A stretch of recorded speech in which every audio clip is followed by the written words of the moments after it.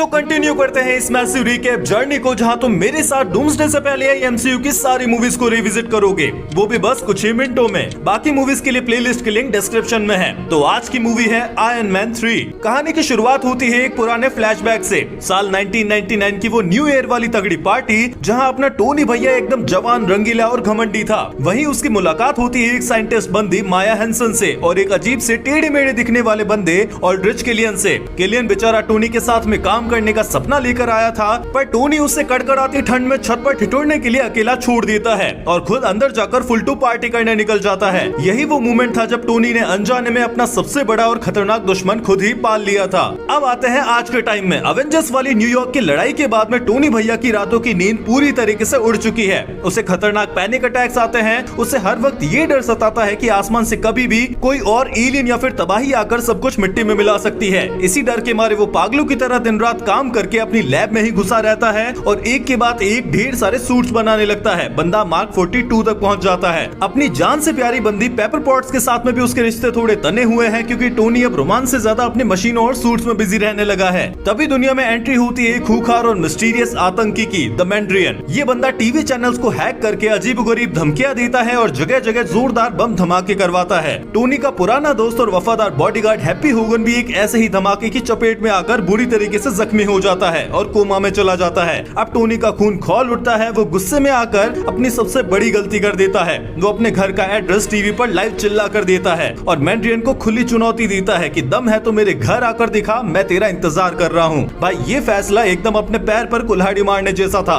मैंड्रियन के गुंडे भारी भरकम हेलीकॉप्टर्स लेकर आते हैं और टोनी के आलीशान समुद्री बंगले की धज्जियां उड़ा देते हैं। टोनी किसी तरीके से गिरते पड़ते पेपर को बचाता है और अपने नए मार्क 42 सूट में खुद को ही लपेट कर वहाँ से उड़ जाता है। पर ये सूट अभी तक पूरी तरीके से तैयार नहीं था, इसलिए बीच रास्ते में ही दम तोड़ देता है और टोनी सीधा गिरता है एक बर्फीले इलाके टेनेसी के एक गैराज में। पूरी दुनिया को यही लगता है कि टोनी स्टार्क उस हमले में मर गया। वहाँ पर टोनी को मिलता है एक स्मार्ट छोटा बच्चा हार्ले। टोनी के पास अब ना तो लैब थी ना ही जार्विस का साथ, पर उसने अपनी पुरानी इंजीनियर वाली बुद्धि का इस्तेमाल किया और धीरे धीरे उसे पता चलता है कि मैंड्रियन के धमाके असल में कोई बम नहीं बल्कि चलते फिरते इंसान है। किलियन ने एक्सट्रीमिस्ट नाम का एक वायरस बनाया है जो चोटिल फौजियों और आम इंसानों को सुपर सोल्जर बना देता है, जो आग उगल सकते हैं और खुद को ही हील कर सकते हैं। पर अगर उनकी बॉडी इस हीट को नहीं झेल पाए तो वो किसी बम की तरह फट जाते हैं। टोनी हार नहीं मानता और बिना सूट के ही मैंड्रियन के सीक्रेट अड्डे पर पहुंच जाता है और वहाँ उसे मिलता है मूवी का सबसे बड़ा झटका। जिसे दुनिया सबसे खतरनाक आतंकी समझ रही थी, वो असल में था ट्रेवल स्लेटरी नाम का एक नशेड़ी और फुस्क एक्टर। असली मास्टरमाइंड तो वही एल्ड्रिच किलियन था, जिसे टोनी ने बरसों पहले छत पर अकेला छोड़ दिया था। किलियन ने मैंड्रियन का ये नकली किरदार सिर्फ दुनिया को डराने और अपना काला धंधा चलाने के लिए बनाया था। किलियन अब टोनी को किडनैप कर लेता है और पेपर पॉट्स को भी उठा लेता है। वो पेपर के शरीर के अंदर भी वही खतरनाक एक्सट्रीमिस्ट वायरस डाल देता है। टोनी किसी तरह अपनी सूझबूझ से वहाँ से निकलता है और अपने जिगरी दोस्त रूडी मतलब वॉर मशीन के साथ मिलकर किलियन के फाइनल ठिकाने यानी एक बड़े शिपयार्ड पर पहुंचता है। रूडी का जो आयरन पैट्रियट सूट था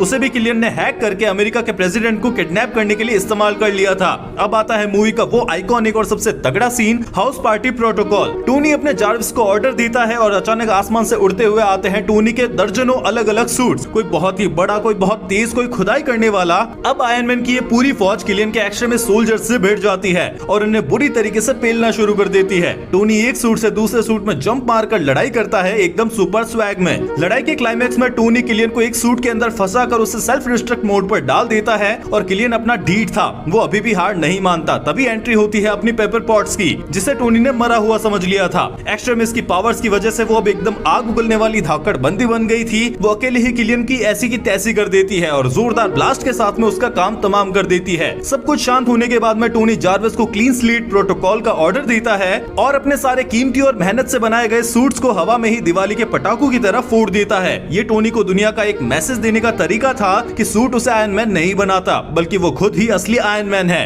अंत में टोनी अपनी छाती से वो पुराना आर्क रिएक्टर हमेशा के लिए निकलवा देता है और उसे समंदर की लहरों में फेंक देता है। पेपर का वायरस भी ठीक हो जाता है। मूवी के आखिरी सीन में टोनी अपनी पुरानी टूटी फूटी गाड़ी लेकर निकलता है और कॉन्फिडेंस के साथ में बोलता है, I am Iron Man. Post credit scene में ये मजेदार बात पता चलती है कि टोनी ये पूरी लंबी कहानी अपने दोस्त ब्रूस बैनर को सुना रहा था, पर बेचारा डॉक्टर बैनर ये बोरिंग दास्तां सुनते सुनते बीच में ही गहरी नींद में सो गया था। और ये पोस्ट क्रेडिट सीन यहाँ पर एंड होता है। वीडियो पसंद आए तो लाइक करो, ज्यादा पसंद आए तो एक दोस्त के साथ में शेयर भी कर दो। मिलते हैं अगली movie Thor the Dark World में, जहाँ पर फिर से अंधेरा छाने वाला है। Subscribe, tata, bye bye.